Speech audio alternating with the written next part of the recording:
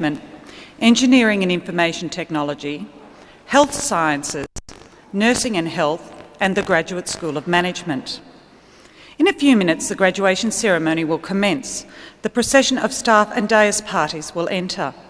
I will signal to you when you are to rise and remain standing until the staff and dais parties' processions are seated. Please do not stand until I ask you to do so. May I also remind you that flash photography is prohibited within the auditorium, and could you please turn off all mobile phones and pages? Thank you.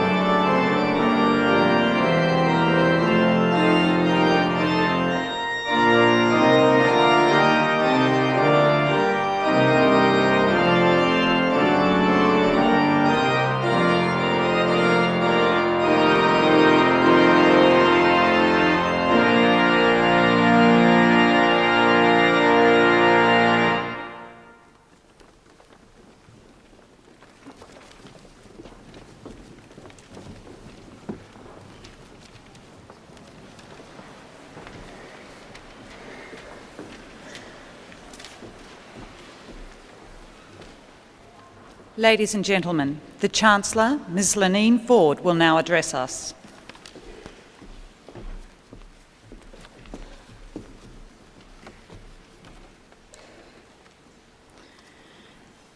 Mr. Michael Keating, Director, Australian Postal Service, Professor Roy Webb, the Vice-Chancellor, members of Griffith University Council, distinguished guests, graduands, ladies and gentlemen.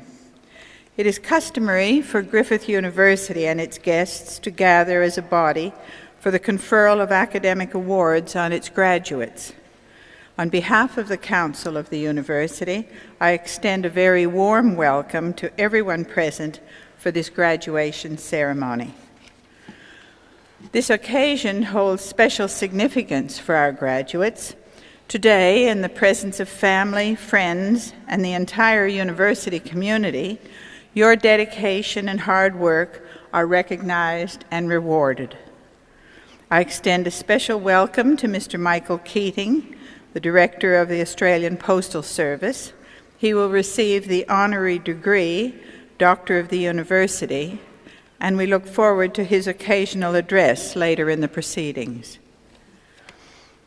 On this occasion, it is appropriate for me to say a few words about the legacy of Sir Theodore Bray, who passed away recently. Sir Theodore was elected as the first Chancellor of Griffith University in 1975. He was a very active Chancellor and attended every meeting of the University Council from 1970 to 1985. He was passionate about the establishment of the schools of modern Asian studies and environmental studies at a time when there were no such schools at other Australian universities. After his retirement in 1985, Sir Theodore continued to contribute to the life of the university and to work in its best interest. The state of Queensland and Griffith University benefited immensely from his visionary leadership and his role in setting the foundations of a university which now has an established international reputation. I'm honoured to have been offered the Chancellorship of Griffith. It will be a challenge to follow in the footsteps of Sir Theodore as Chancellor of this progressive university, renowned for its innovative and interdisciplinary approach to higher education.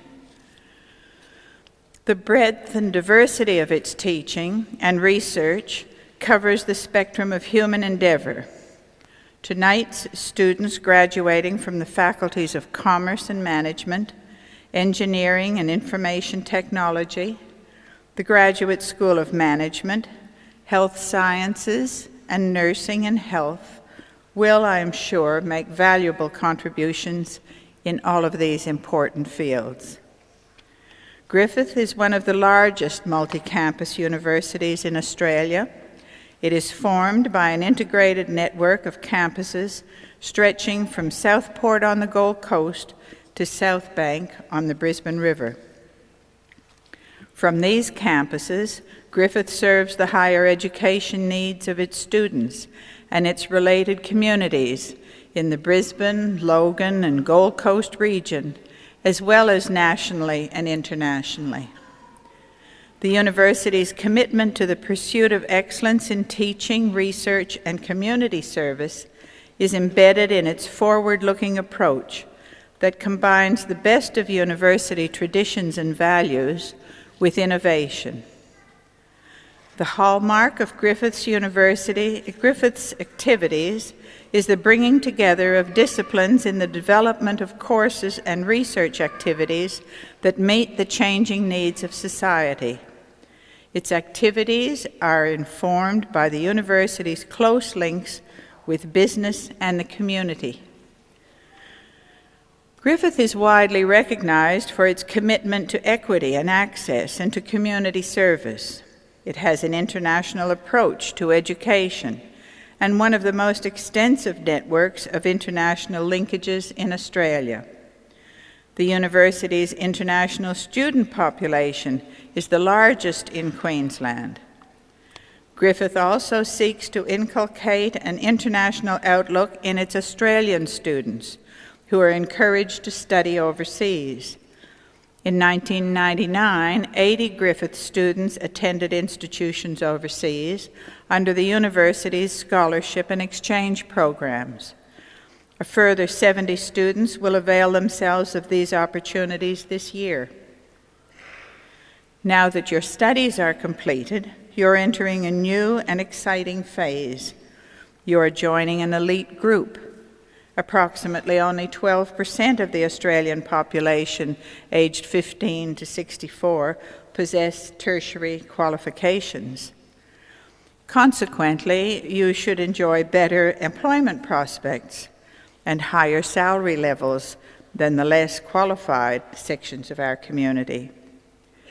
However, the labour market you are entering is characterised by rising levels of uncertainty and turbulence and growing competition for jobs. Governments and businesses are under intensifying pressures to become internationally competitive. Consequently, employers now show a preference for applicants who, in addition to technical skills and knowledge, display the abilities to learn, to discover, to discard obsolete knowledge, and to change direction. They also show a preference for personnel who have the capacities to work in different cultural environments and to be team players. As a Griffith graduate, you have already acquired and developed these characteristics during your studies.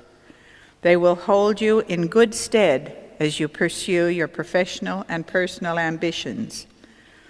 Today's Griffith graduates join an impressive company of people who have gone before and who have already achieved success and acclaim in Australia and overseas. As our new graduates, you will, I am sure, make an equal contribution. You have completed another important step in what will be a lifetime learning experience.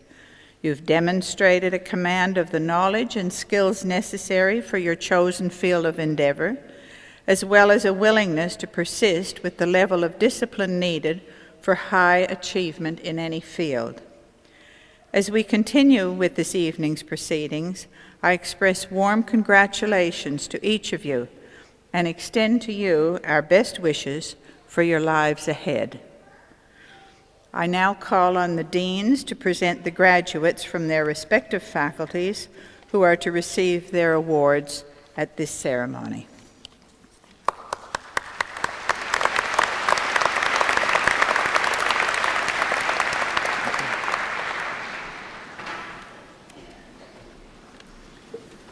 Chancellor, Professor Drew Nesdale, Dean of the Faculty of Commerce and Management.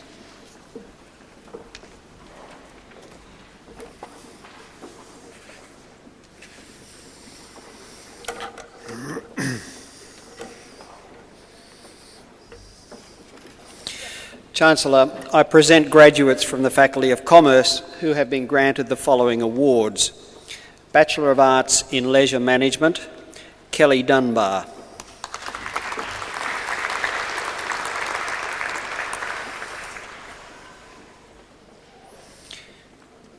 Linda Lee.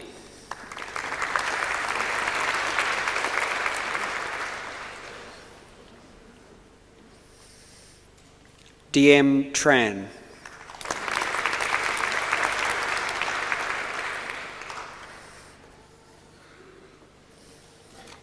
Peter Waggles.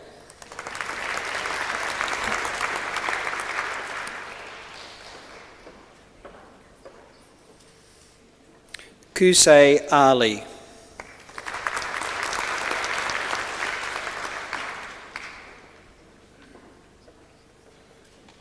Christopher Anderson.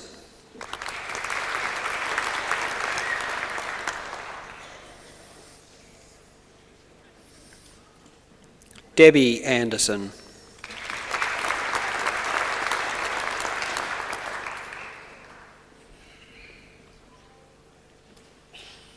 Andrew Barnard.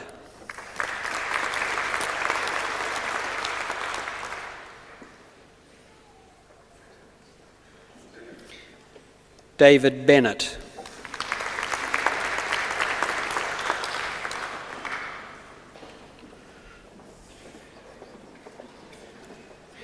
Deborah Borowich.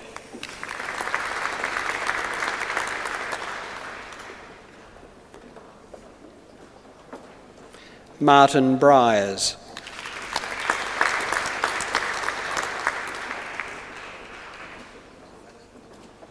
Sandy Bunny.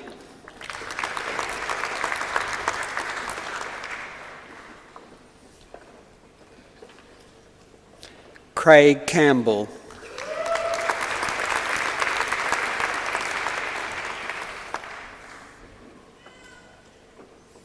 Harish Chand.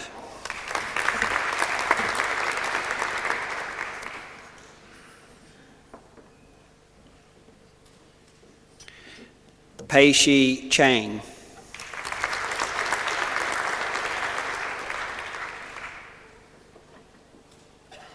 Ailing Chen.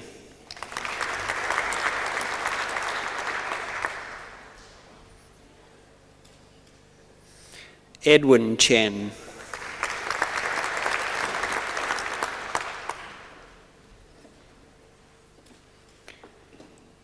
John Cheng.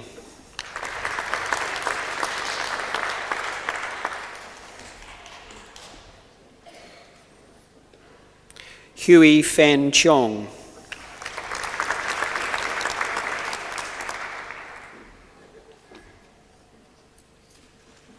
Jenny Chu.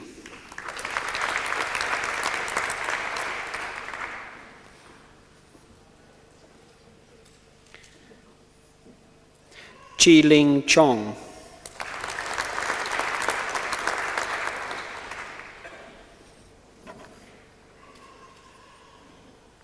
Chong Hing Chow.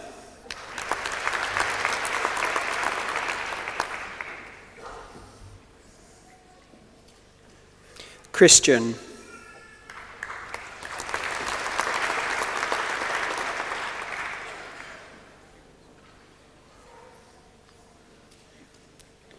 Calvin Chua.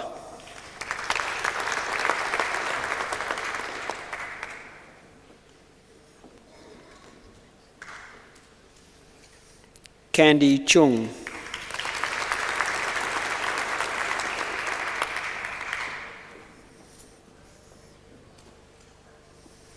Robert Dodd.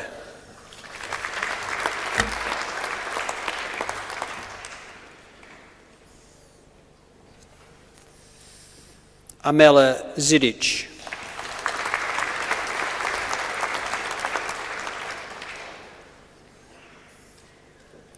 Matthew Edwards.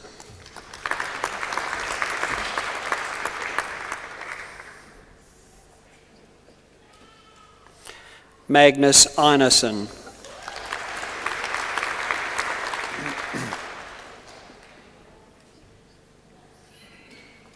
Leah English.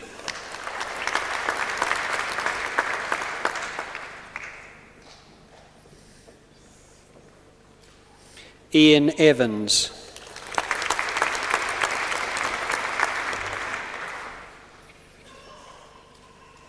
Sky Ferner.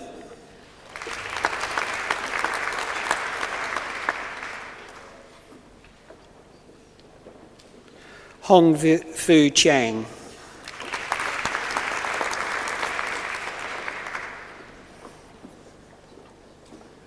David Gona.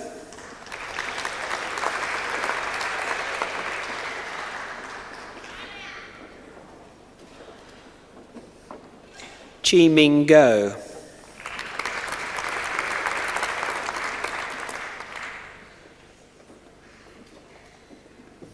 Lucia Gunawan.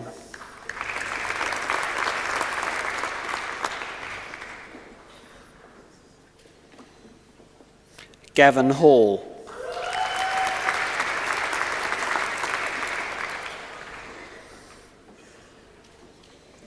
Lin Hartoyo.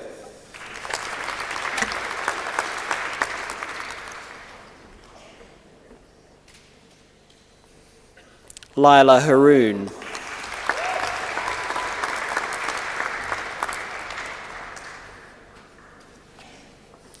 Wing Ki Ho.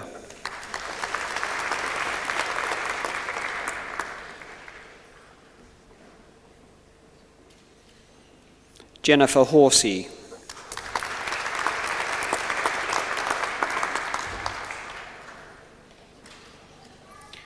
Christine Howden.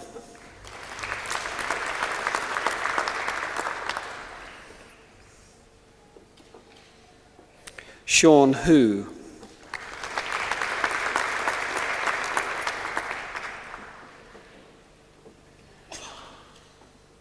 Tui Win.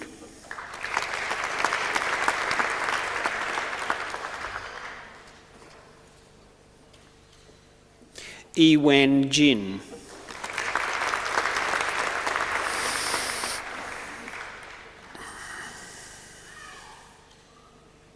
Gilbert Joseph.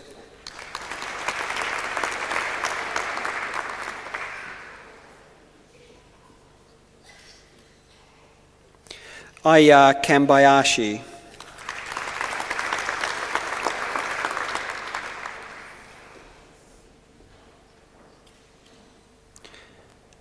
Nicole Kerr.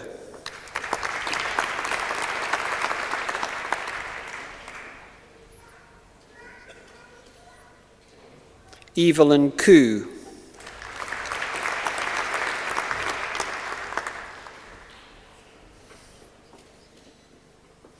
Daniel Curler.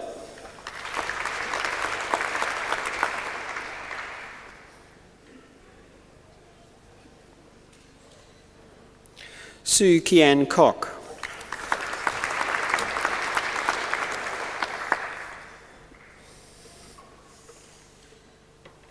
MC Kong.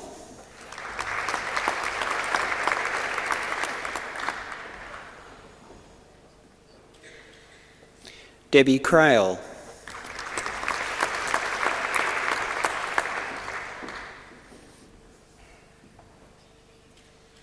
Carrie Lau.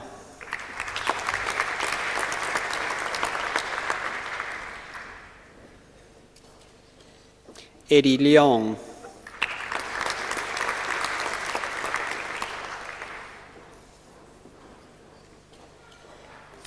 Yume Liao.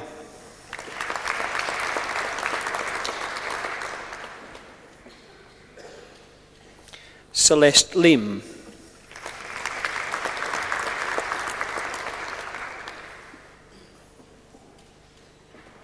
Mayliana Leo.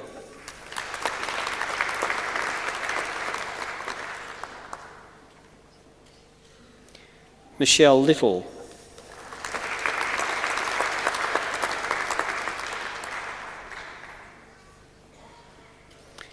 Paul Lucas.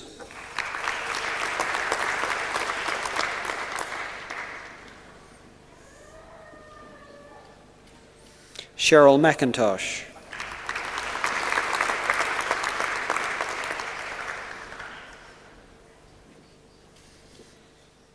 Karen Maharaj.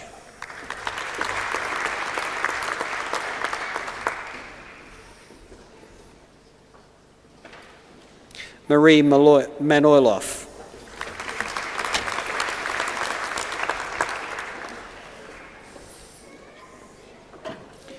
David Mapstone.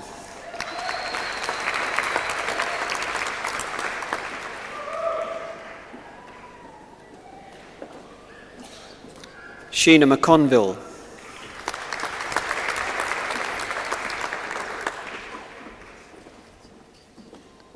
Manshan Mock.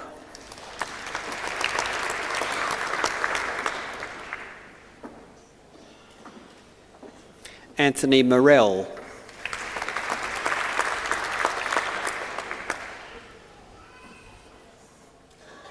Paul Murray.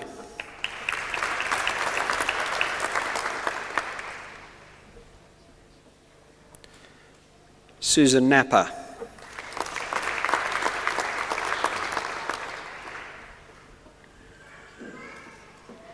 Eng Tat Ng.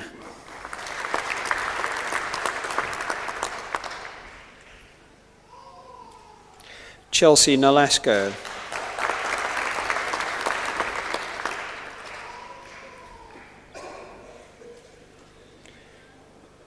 Trudy O'Malley.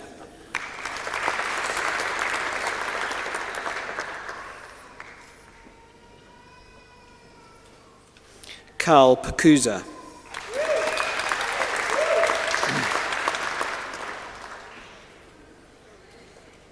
David Perry.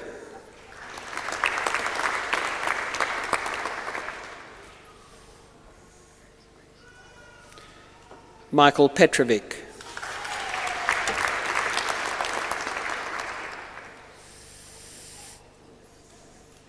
Samantha Phillips.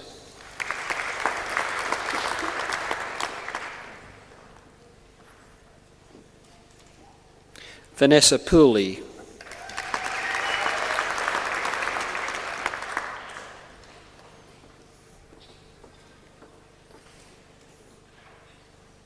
Karen Power.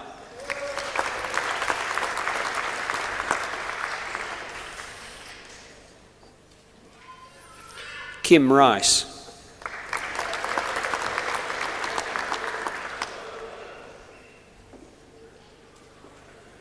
Bonnie Robertson.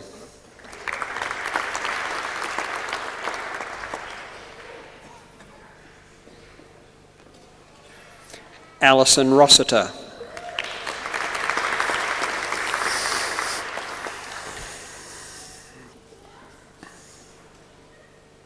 Julian Ryan.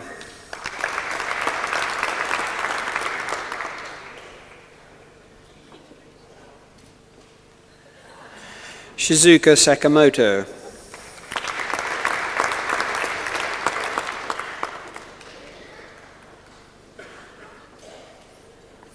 Amy Savarin.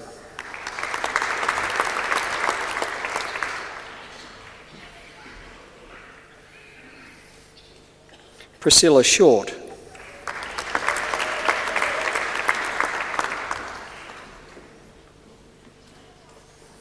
Anthony Silan.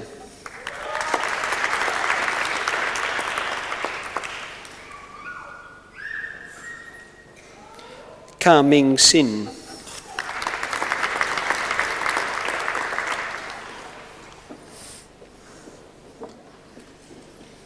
Tanya Staples.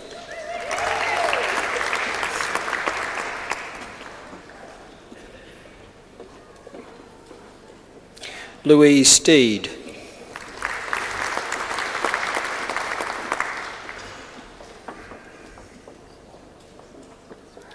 Saria Susilo.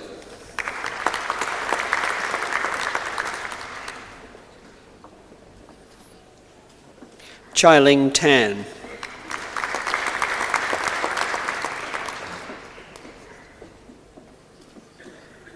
Yu Ming Tan.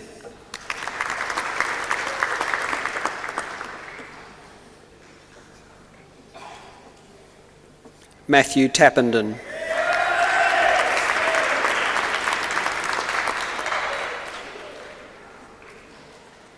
Sylvie Tonardi.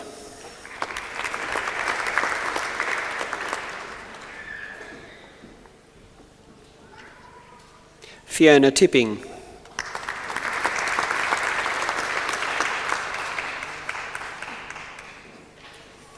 Karen Udemans.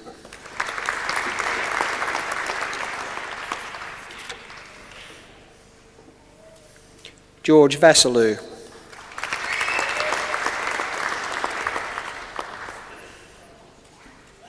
Troy Wade.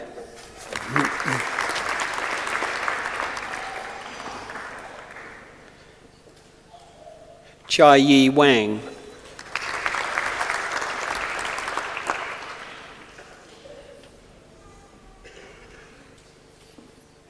Stephen Watson.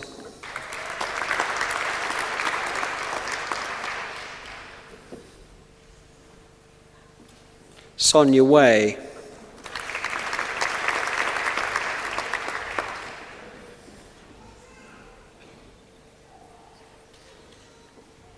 Sandra White.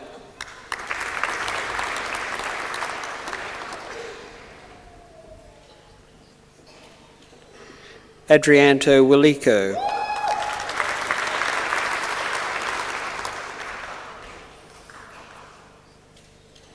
Daniel Winter.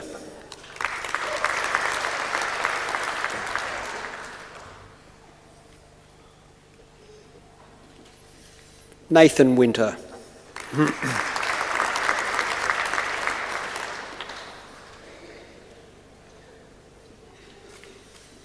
Anita Wong.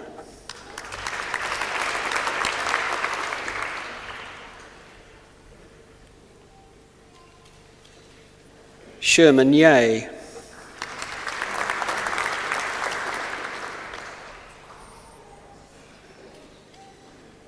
Samantha Young.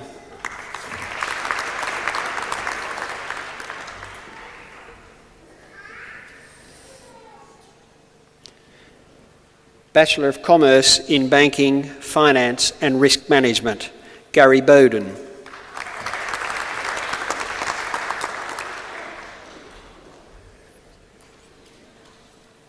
Yun Chu Lee.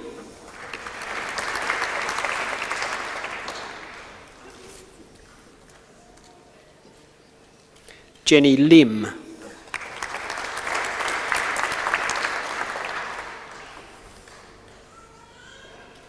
Troy Reeves.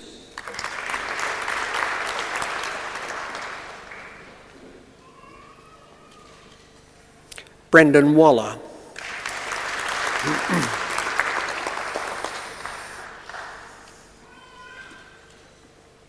Bachelor of Commerce in Retailing Management, Charlie Chen.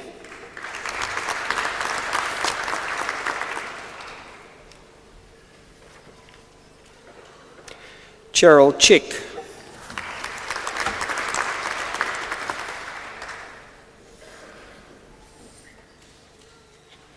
Melissa Foran.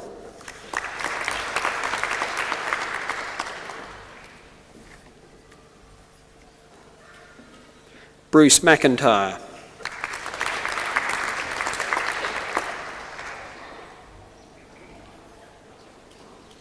Christopher Nolan.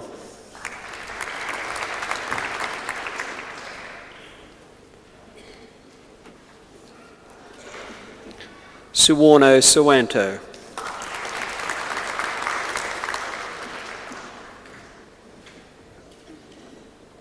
Michael Walker.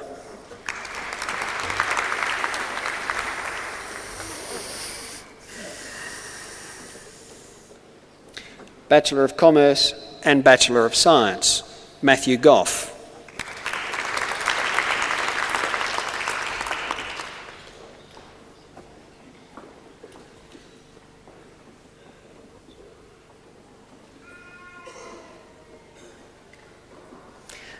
Michael Wild.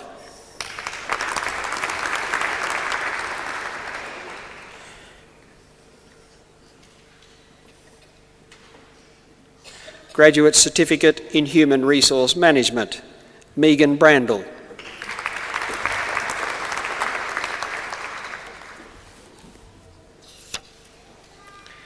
Michelle Choma.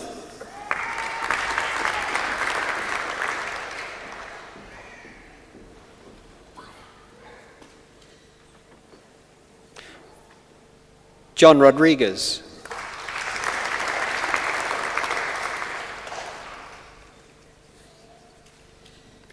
Janelle Vaughan.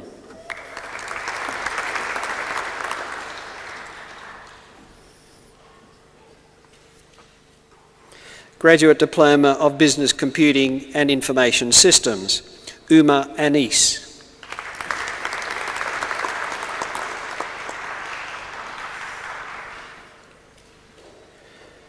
Syed Mujib Jaffari.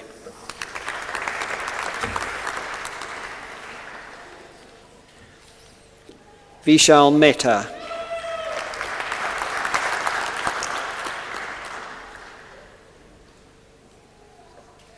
Vikram Rana.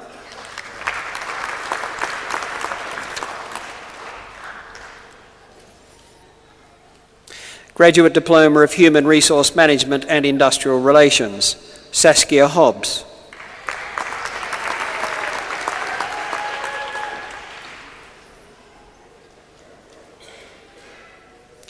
Master of Banking and Finance, Harold Amley.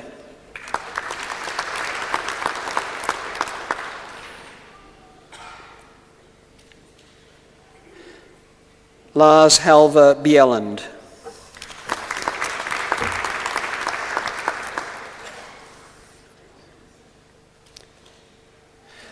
Master of Human Resource Management, Yi Chun Shen.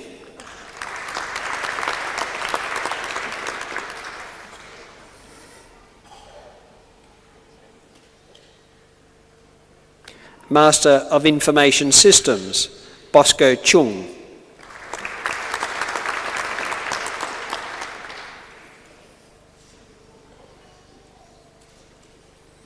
Cheong Fang Ho.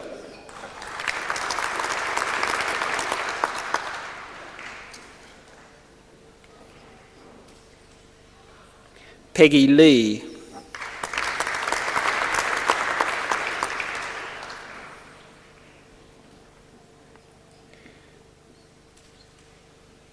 Anil Neradamili.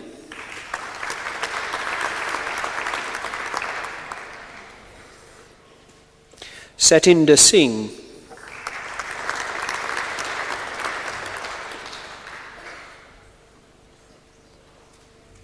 Arpit Varma.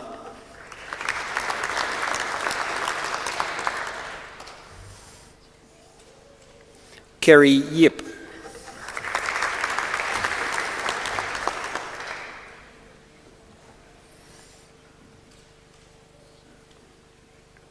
Master of Marketing Management, Michael Begley.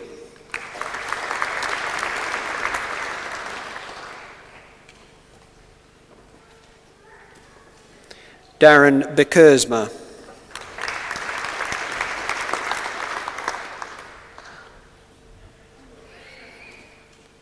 Rangtip Mongkun Jarunta.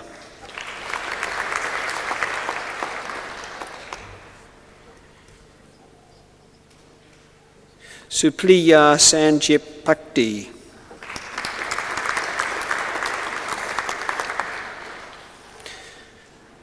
Lydia Schmelter.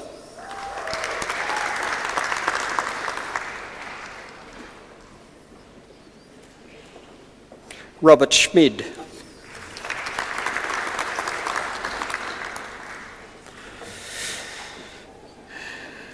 Master of Professional Accounting, Ivan Davidson.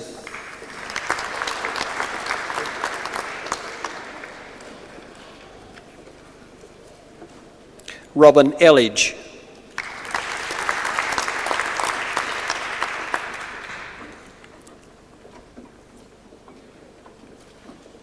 Phuong Tattersall.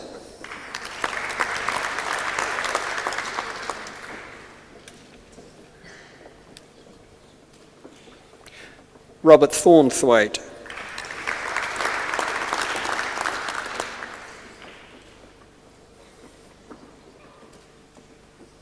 Ji Yang.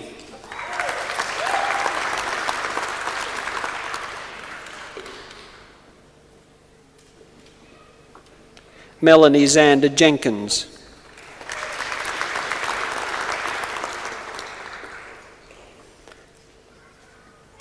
Zuju Sang.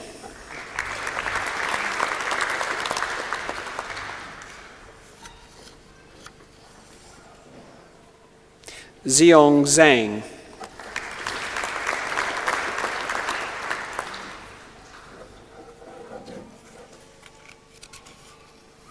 Chancellor, I now present a graduate from the Faculty of Environmental Sciences who has been granted the award of Bachelor of Environmental Science, Catherine Jackway.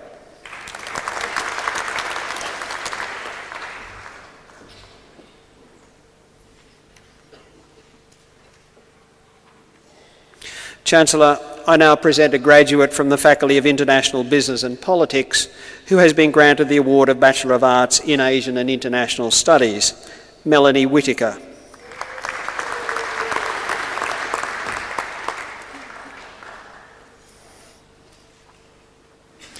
Chancellor, I now present a graduate from the Faculty of Science who has been granted the award of Bachelor of Science, Jocelyn Viterio.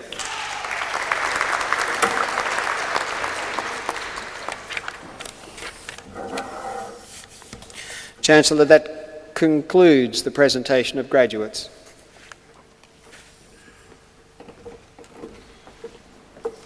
Chancellor, Professor Barry Harrison, Dean of the Faculty of Engineering and Information Technology.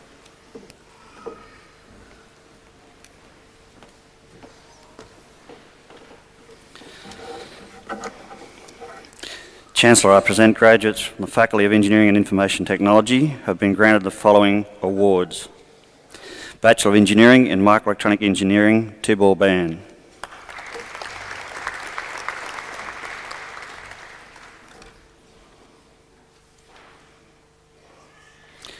Bachelor of Engineering in Microelectronic Engineering and Bachelor of Information Technology, Ashley Cross.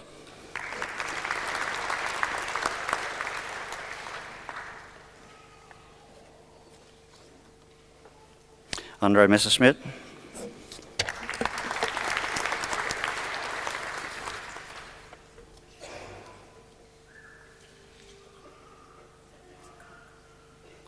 Bachelor of Information Technology, Alec Doherty.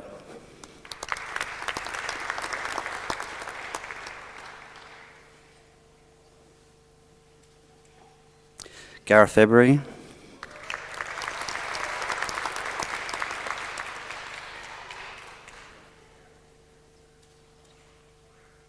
Susan Herring.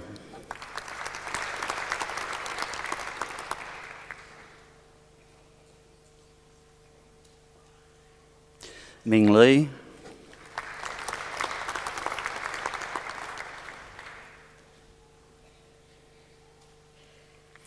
Winnie Luang.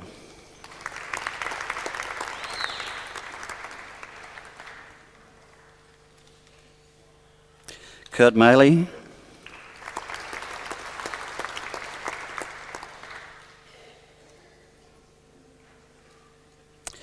Michael Minner.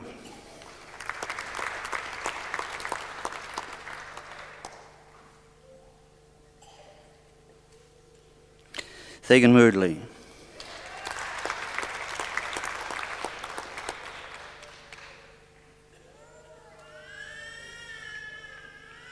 Landon Riley.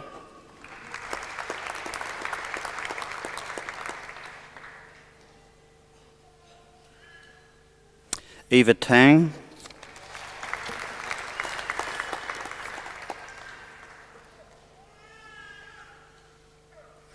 Brent Thomas.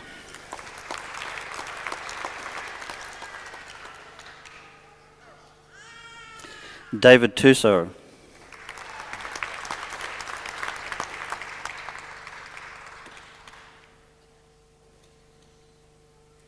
William Wong.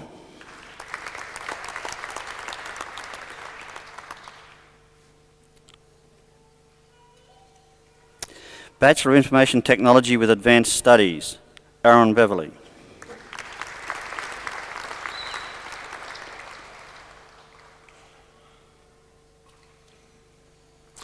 Master of Information and Communication Technology, Nashima Biswa.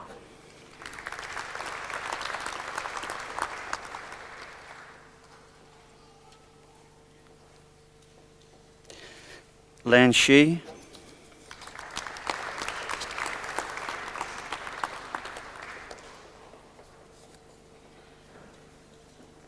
Chancellor, that concludes the presentation of the graduates of the Faculty of Engineering and Information Technology.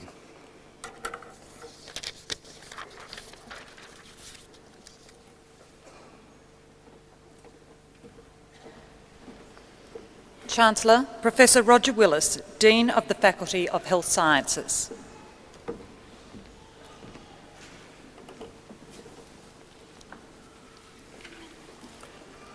Chancellor, I present graduates from the Faculty of Health Sciences who have been granted the following awards. The Bachelor of Behavioural Science, Samantha Elmore.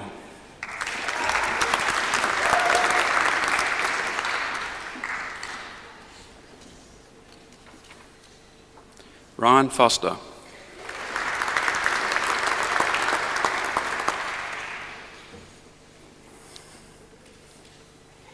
Gabby Smart.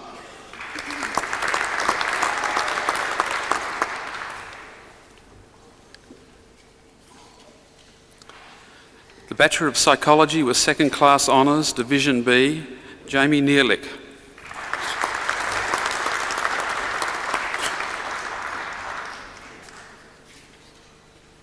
The Bachelor of Science in Environmental Health, Michael Crone.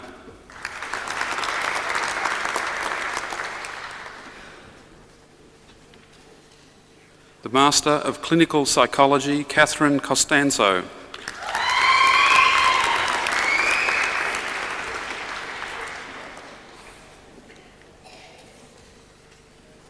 Bernadette Fitzgerald.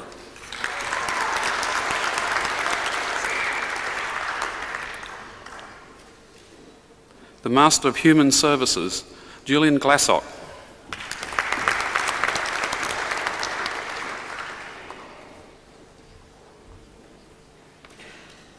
Donna James.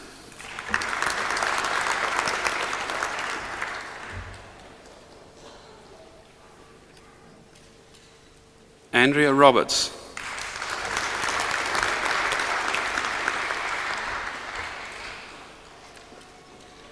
The Master of Public Health, David McLaren.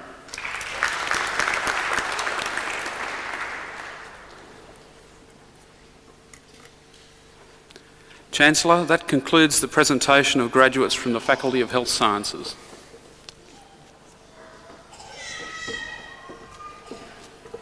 Chancellor, Associate Professor Deborah Creedy, Dean of the Faculty of Nursing and Health.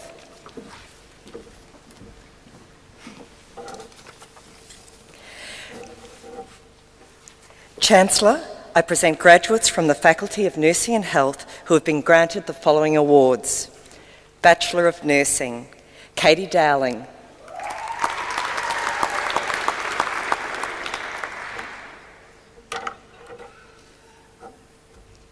Eileen Grafton.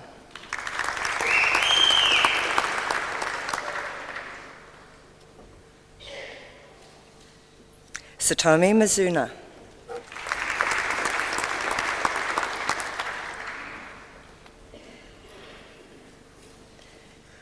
Jan Nicholson.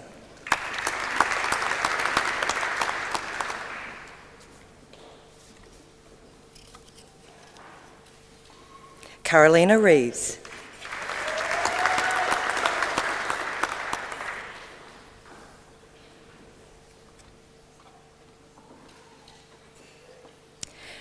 Graduate Certificate in Australian Nursing Studies, Margaret Bassett.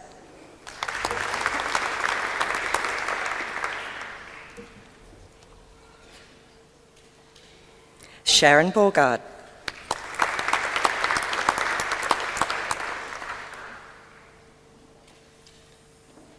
Heath Kemp.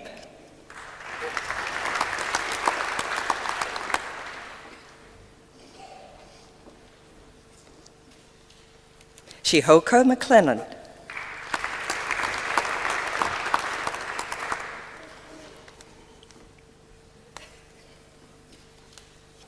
Cassandra Partap.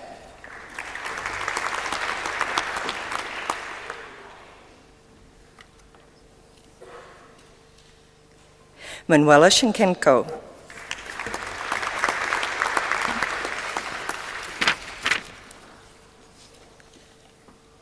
Graduate Certificate in Infection Control, Christine Lostroff.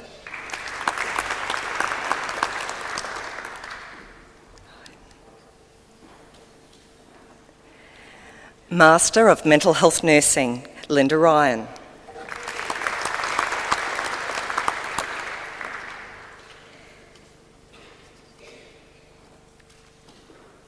Kim Chi Tran.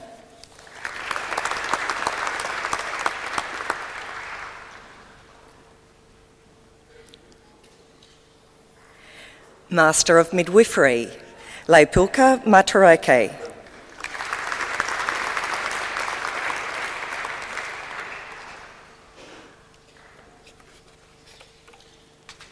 Lynn Staff.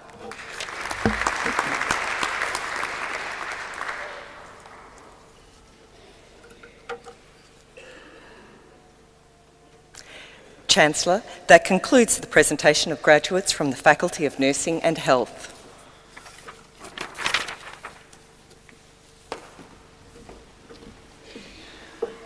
Chancellor, Professor Greg Bamber, Director of the Graduate School of Management.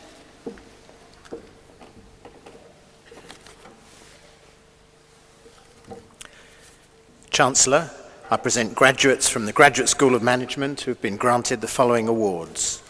Stephen Lynn.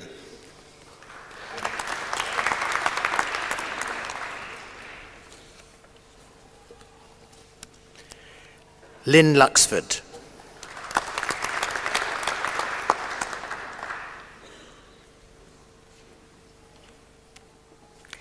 Ying Yang.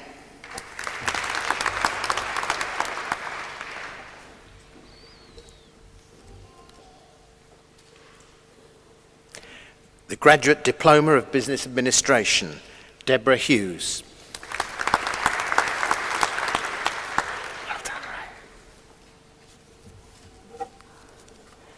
Ray Condor.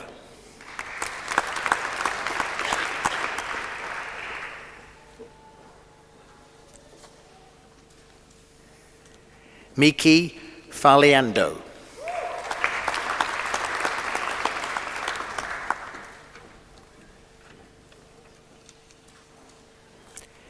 Eric Huang.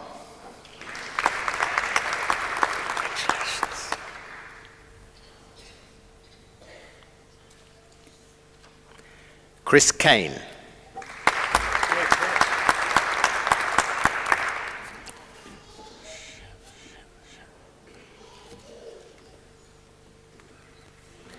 Dean Letfus.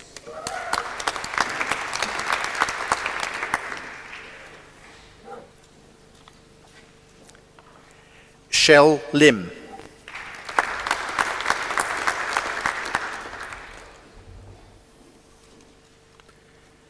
Rob Metcalf.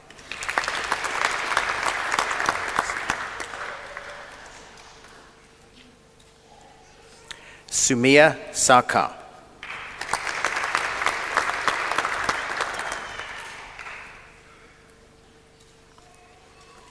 Peter Seo.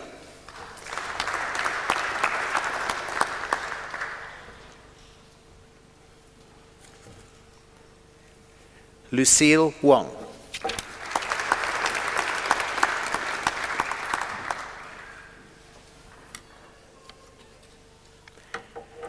Charlie Yang.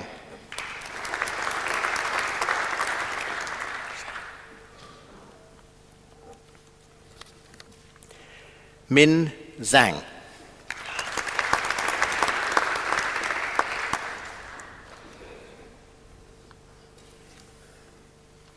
Chancellor, those were graduates with the MBA, the Master of Business Administration, and the following graduates have an MBA with distinction. Michelle Denton.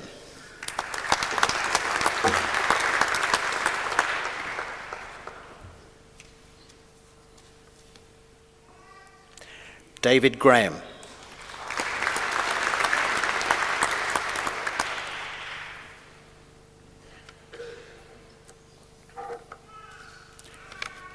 The Master of Technology Management, the MTM, Prabhu De Silvia.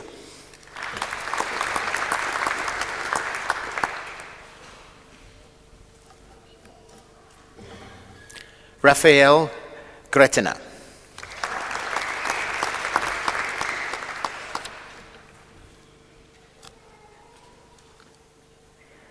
Robert McAllister.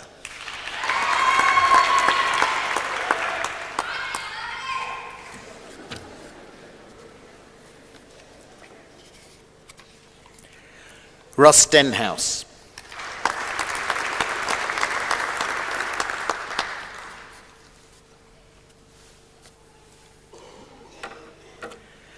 Chancellor, that concludes the presentation of graduates of the Graduate School of Management.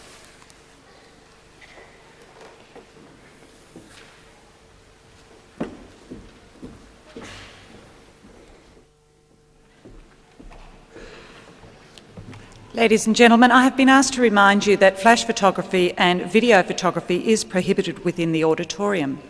But now we will have a brief musical interlude performed by Grace.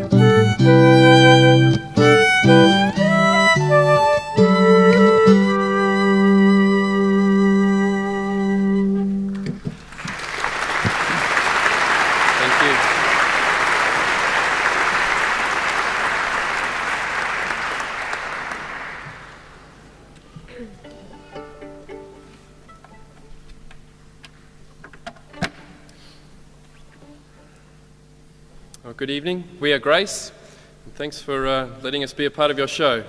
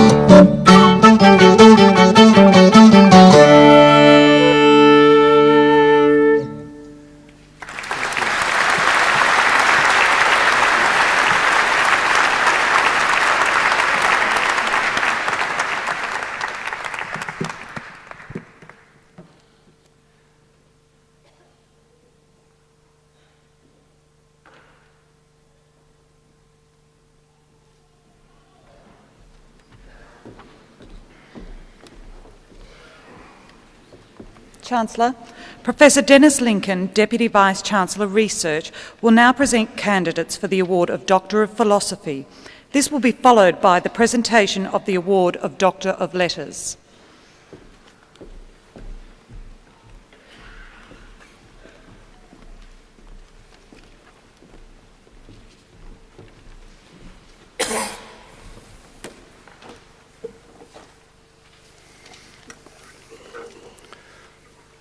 Chancellor, I will now present candidates for the award of the degree of Doctor of Philosophy.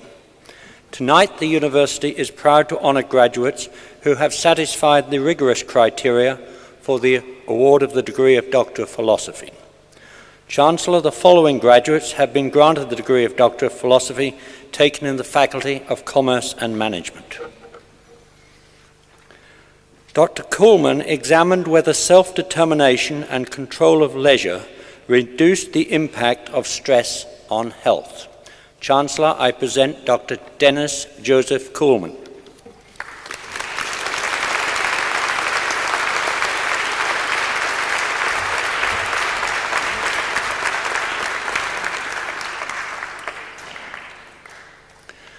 Dr. Kiwa investigated the climbing community in Queensland in an analysis of the role of social relationships in leisure activities. Chancellor, I present Dr. Jacqueline Kiwa.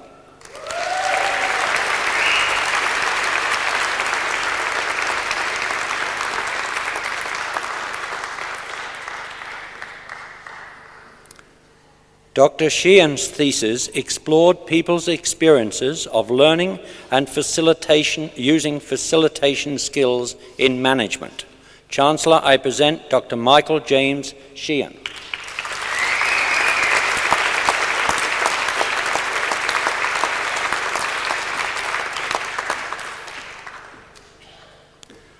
Chancellor, the following graduate has been granted the degree of Doctor of Philosophy taken in the Faculty of Engineering and Information Technology. Dr. Nielsen investigated employee commitment and change management in an information technology centre. Chancellor, I present Dr. Susan Hilary Nielsen.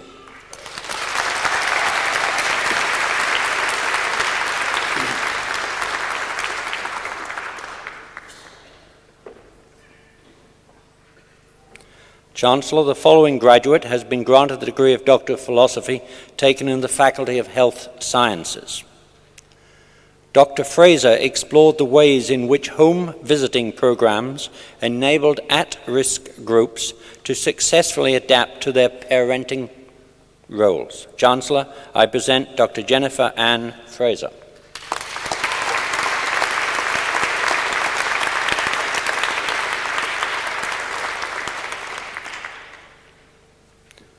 Chancellor, that concludes the presentation of Doctor of Philosophy graduates.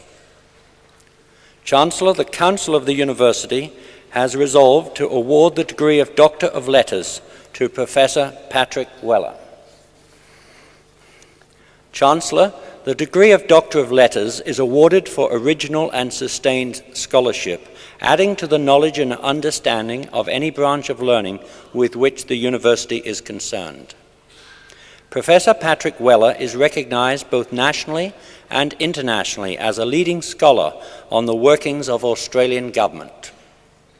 His research over 20 years has focused on the analysis of government in Australia, with particular attention to the workings of the inner executive, where the Prime Minister, ministers and departmental secretaries intersect, where Cabinet is the arena for debate and decision. He has taken a significant area of governmental process and almost single-handedly made it one of the better studies areas of Australian political life. One of the strengths of Professor Weller's studies has been his ability to combine an understanding of the practicalities of everyday political life with the broader concerns of government. His book, Malcolm Fraser Prime Minister, has been described as a landmark publication in its field, a work that established a new level of scholarship. His comparative study, First Among Equals, made a significant contribution to the international debate on the impact of prime ministers on their governments. He has also been commended for making his work accessible to a general audience.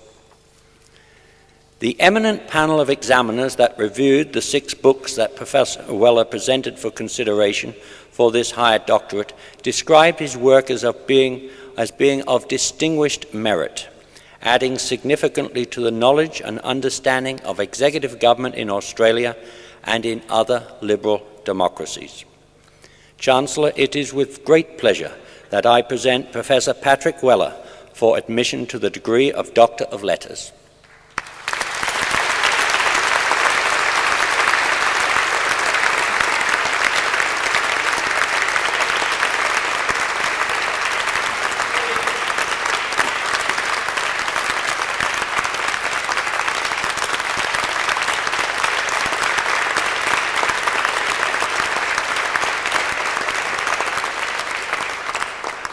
Chancellor, that concludes the presentation for the award of the degree of Doctor of Letters.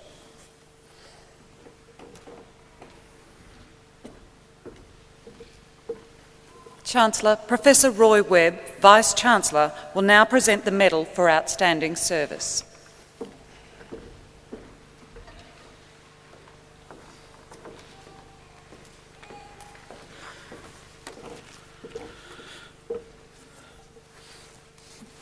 Chancellor, the Medal for Outstanding Service may be awarded to honour any member of the staff of the University or any other person who has provided exceptional service to the University in the course of the person's association with the University. Chancellor, the University is particularly honoured tonight to recognise the invaluable contributions of Mr. Russell Morgan.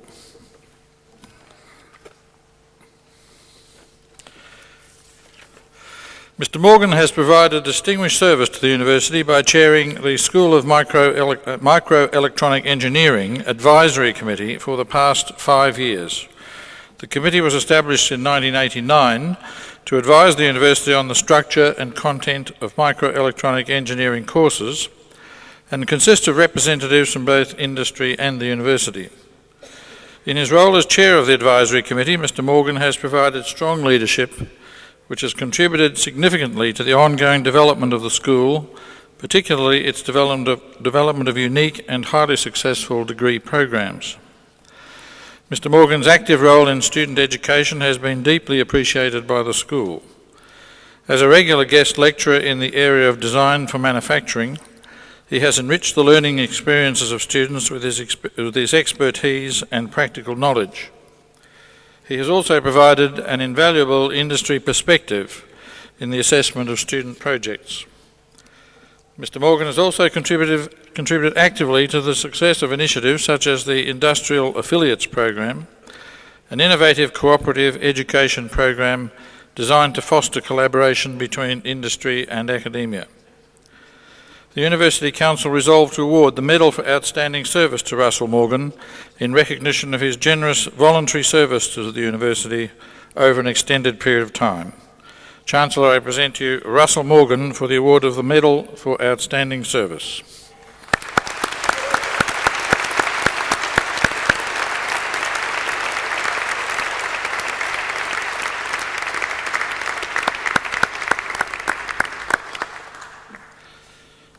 Chancellor, that concludes the presentation of the Medal for Outstanding Service.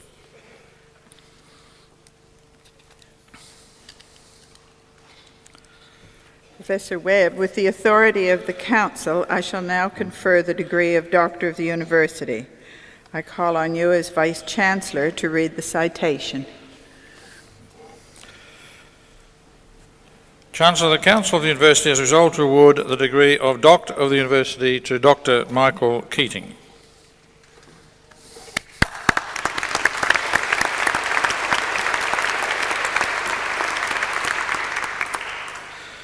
Michael Stockton Keating was born in January 1940 and graduated from the University of Melbourne with a first-class honours degree in economics in 1962. He went on to complete higher degree study, graduating with a PhD from the Australian National University in 1967. Over the last 30 years, he has maintained a close association with the ANU, where he currently serves as a visiting fellow and as a member of the University Council. Most of Dr. Keating's distinguished career has been spent as either a national or international public servant. During the 1970s, he held several important governmental positions, including head of the Economic Prospects and Growth Studies Divisions of the OECD Secretariat from 1976 to 1978, and head of the OECD Economic and editor of the OECD Economic Outlook. From 1979 to 82, he acted as the first Assistant Secretary, within the Department of the Prime Minister and Cabinet, before moving to become the Deputy Secretary within the Department of Finance. From 1983 to 1986, Dr. Keating held the position of Secretary of the Department of Employment and Industrial Relations. As head of the department, he was instrumental in the implementation of the original accords between the government and the ACTU. He was also instrumental in the development of the strategy which led to the deregistration of the BLF and a major review of the arbitration system. During this period, he was highly successful in initiating traineeship schemes, as well as introducing automated information systems into the Commonwealth Employment Service. In 1986, Dr. Keating switched portfolios to become Secretary of the Department of Finance. In this position, he was a major driving force in implementing financial and budgeting reforms. In particular, the restructuring of the Labor government's budget in the second half of the 1980s to achieve an underlying surplus involved significant policy changes in which Dr. Keating played a key role. In addition, he was responsible for the development of the reform framework underpinning the corporatisation of government business enterprises and the arrangements for monitoring and assessing the performance of these enterprises, including agreement on capital structure and profit targets. Other significant achievements during this time included the reform of arrangements for Commonwealth public sector superannuation and funds management, and the introduction of a new, less expensive superannuation scheme. From 1991 to 1996, Dr. Keating took over the role of Secretary of the Department of the Prime Minister and Cabinet. As Cabinet Secretary, he was responsible for the coordination and evaluation of policy advice on all issues developed by the Australian Government. He was closely involved in the preparation of major economic statements, notably the One Nation and Working Nation statements. As head of the Australian Public Service and chair of the Committee of the Senior Commonwealth and State Officials, which prepared the Council of Australian Government meetings, he played a leading role in public policy advice and reform. Dr. Keating has written numerous articles on economics and public administration and management for both Australian and international journals. He co-authored The Making of Australian Economic Policy from 1983 to 1988, which was published in 1989, as well as publishing The Australian Workforce, 1910-11 to 1960-61 in 1973. Dr. Keating has served with distinction on many important public bodies. He is the immediate past National President of the Institute of Public Administration Australia and was made a Fellow of the Institute in 1990.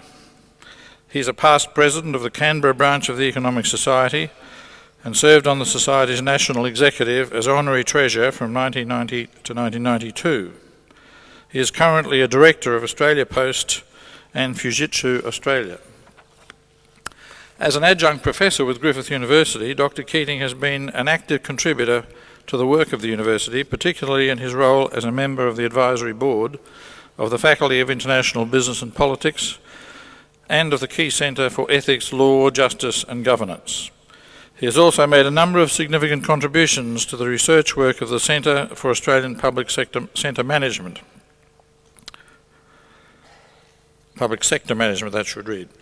The University is deeply appreciative of his contributions to Griffith's successful bid to win a major ARC grant to investigate the factors shaping future governance. In conjunction with Professor Glyn Davis, he has edited the first book resulting from this research, titled The Future of Governance, Policy Choices. Dr. Keating's outstanding contributions to government were recognised when he was made an Officer of the Order of Australia in 1990 and a Companion of the Order of Australia in 1996. It is fitting that Griffith University should honour Dr. Michael Keating in recognition of his distinguished contributions to Griffith University and to the public life of Australia. Chancellor, it is with the greatest pleasure that I present to you Dr. Michael Keating for admission to the degree of Doctor of the University.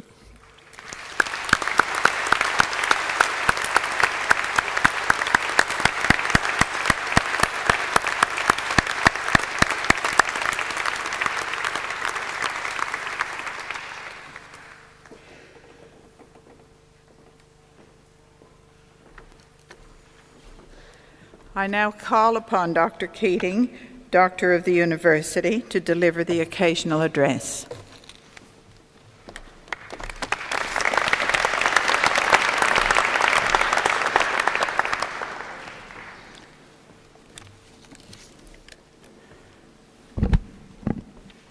Chancellor, Vice-Chancellor, councillors and staff, graduates and supporters. Graduation ceremonies are perhaps inevitably occasions for looking back as well as to look forward. After all, getting your degrees has been demanding. You have run this lap of your race and have completed it successfully. It's not surprising that we should take a moment to contemplate what you have achieved, but also what lies ahead. Although it's a long time ago since I first graduated back in 1962, I still remember a certain sense of pride and achievement. Certainly I think my family were proud, and the reality is that they have often made the greater sacrifice. Tonight I feel honoured again to receive a degree from this great university. But on this occasion I also feel somewhat humble, more than I remember as a younger man. First, I would like to take this opportunity to specifically applaud the quite outstanding achievement of my friend and colleague, Professor Pat Weller. Pat's Doctor of Letters is due recognition of his huge contribution to scholarship over many years. Pat, in my view, is a preeminently distinguished member of this university, and those of us who have the opportunity of working with him and learning from him count ourselves as especially fortunate. Indeed, Pat has created one of the best, indeed perhaps the best, university department of political science and government in this country. The department's record in both teaching and research shows that it is without peer, and is the reason why I was so happy to accept an appointment here as an adjunct professor. It's important that the university works hard to maintain what is undoubtedly one of its treasures. Second, the pride I have in the recognition that the university has bestowed upon me tonight is also tinged with a sense of how lucky I have been in so many ways, and comes with a sense of obligation. All of us who are graduating tonight have gained from this university, and I would like to suggest that we should take the opportunities as they occur to contribute something in return. That leads me to offer a few observations on the world that you are now about to enter, or perhaps re-enter on a full-time basis, and the relevance of your academic training to this world. The commonplace observation is that the world is changing faster than ever, and that the only future certainty is more change. One reaction is to look back at the so-called good old days. In particular, some people worry about the threat from globalisation and technological change. They worry that they are losing control over their lives and that governments no longer have an independent capacity to govern on behalf of all of us. International financiers, multinationals and markets are seen as ruling the world, with the ordinary citizen being tossed about on the tide of international capital and global trade flows. To my mind, that is a caricature of today's real world. Equally, we should be careful not to romanticise the past. While globalisation and technology do present a significant challenge, I believe that they represent more of an opportunity than a threat. It is up to each of us whether we are able to realise the opportunities. What we do know, and here's a few facts, is that living standards are currently growing faster than they have through most of recorded history. And Australia is particularly well placed as we enter a new century, certainly much better placed than would have been apparent at the beginning of the previous century, around the time of Federation. While unemployment continues to be too high, it is coming down, and the proportion of the working age population who currently have jobs is as high as it has ever been. We have shown that we can develop a tolerant society that is the richer for its appreciation of our diversity and the wider world around us. We have the opportunity to play a significant role in our region while forging our own unique Australian identity. Where does that leave you as you enter or re-enter this dynamic world? Many of you will be looking forward, perhaps with some trepidation, to your first taste of practical experience in the so-called real world. Others of you who have already entered the workforce have been given an opportunity to take stock and to try and make sense of your experience so far. I will acknowledge that the world today is less certain than the world I entered as a young graduate almost 40 years ago. But I believe that it is also a more exciting world with greater opportunities for individual self-expression and self-realisation. For those of you who are about to commence full-time work, many people will tell you that your education is only part complete. What you have imbibed is the theory. Allegedly, the real world of practicality is different. In my view, however, good theory takes account of the experience of practical men and women. Theory systemises that practical experience so you can take advantage of all their hard-won knowledge without taking a lifetime to replicate it.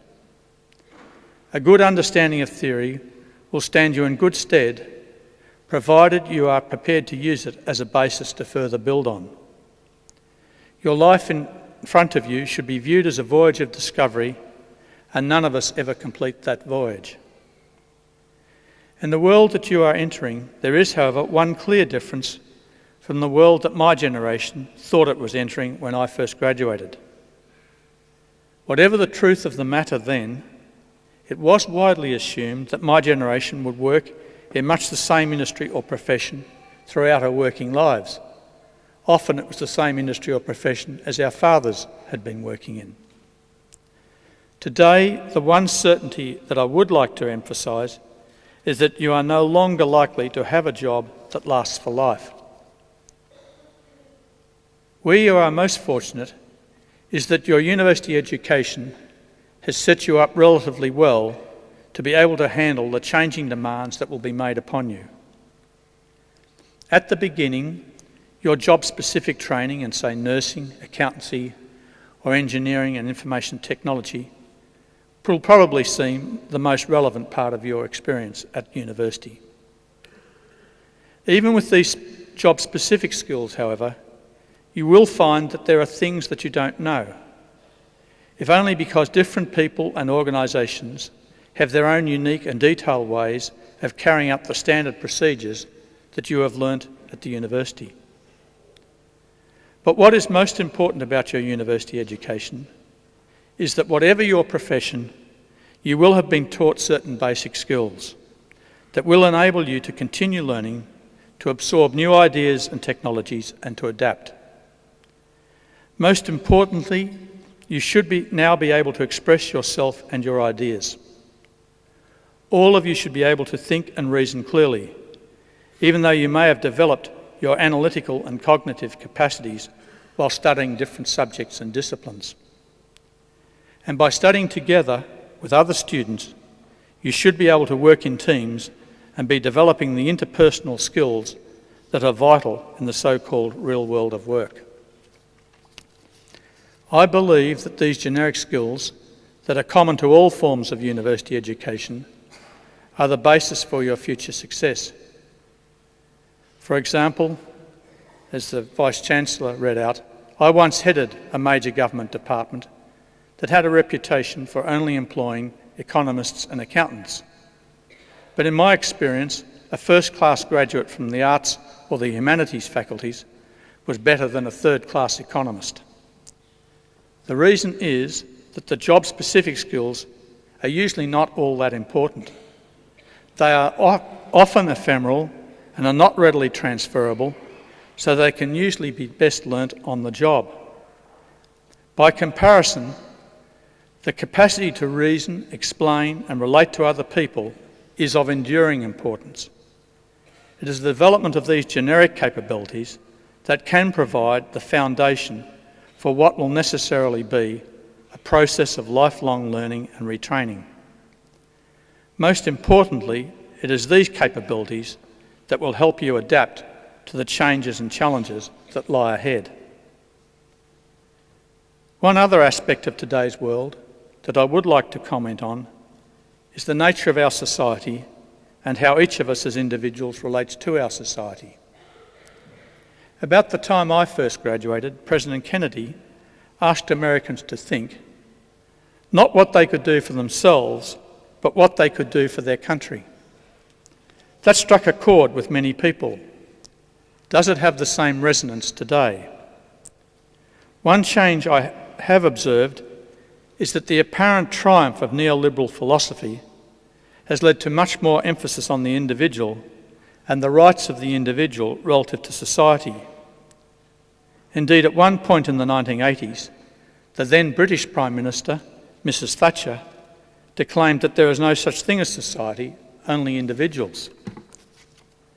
The reality, I suggest, is, however, somewhat different. Self-esteem is important to us, and self-esteem is inevitably measured according to the norms of the society we live in. In the course of your university education, you will have been exposed to the ethical principles guiding your profession. It is important that you stick to them. Do not compromise your professional or personal integrity. Once lost, it can never be repurchased. Beyond that, President Kennedy was right. The greatest satisfaction from any job is when you leave it feeling that it is in better shape than when you started it, that you have made a contribution. I wish you well in the adventure that lies ahead. My last advice is keep an open mind and keep on learning. Thank you.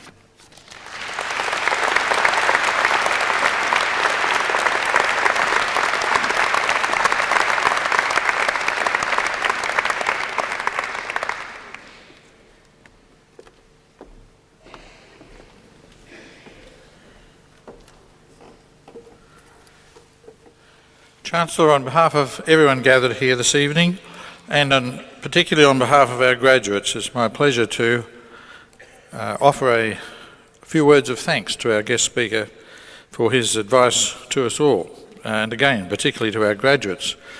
I had the pleasure of being a graduate of the same faculty as Dr. Keating, a few years before him, I must admit. But we both actually hold the same degree. And I'm delighted that since he holds that background, he is of course a person of excellent judgment, and he has acknowledged that our School of Public Policy and Politics is the best in the country. So there you are, folks. That's an objective assessment of one of Griffith schools from a national leader in the area. I must say, I think I also detected in what Dr. Keating had to say a bit of a budget bid, which I've taken on board on behalf of that school. Well, Dr. Keating has reminded us of things that are sometimes forgotten, that living standards are currently growing faster than in recorded history, that the proportion of working-age people in work in our country is as high as it's ever been. At the same time, the world is less certain, and our graduates must expect not to be employed by the one employer for their lifetime of work. In fact, I hear statistics sometimes suggesting, on average, 4 or 5 changes of employment during the careers that can be expected from today's graduates. It was particularly important in this connection to hear endorsement from such a national leader as Dr. Keating of the importance of generic skills as distinct from the more ephemeral job-related skills. Griffith University has, from its foundation, emphasised the importance of the learning of generic skills, and indeed all surveys in recent time confirm that we are a good university in communicating engineering skills to our graduates, and that matter is objectively measured. And it's very nice to hear that endorsement of the importance of generic skills from Dr. Keating. This afternoon's speaker, Justice McMurdo, as is the case with Dr. Keating, emphasised at the conclusion of her address the importance of ethics, of the maintenance of ethical principles, because once we drop that particular bundle, there is no recovery, as he pointed out. And I think it's striking that our two speakers today have emphasised that to graduates on both occasions. Ladies and gentlemen, would you join with me again in thanking Dr. Keating for his address?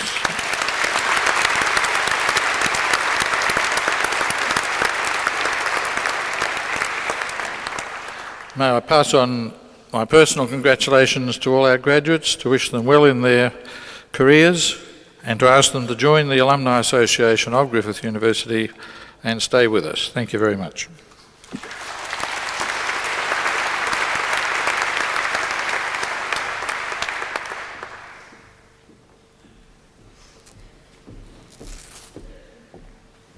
Ladies and gentlemen, the ceremony is now concluded. When the music begins, please rise and remain standing as the day and staff procession along with the graduates retires.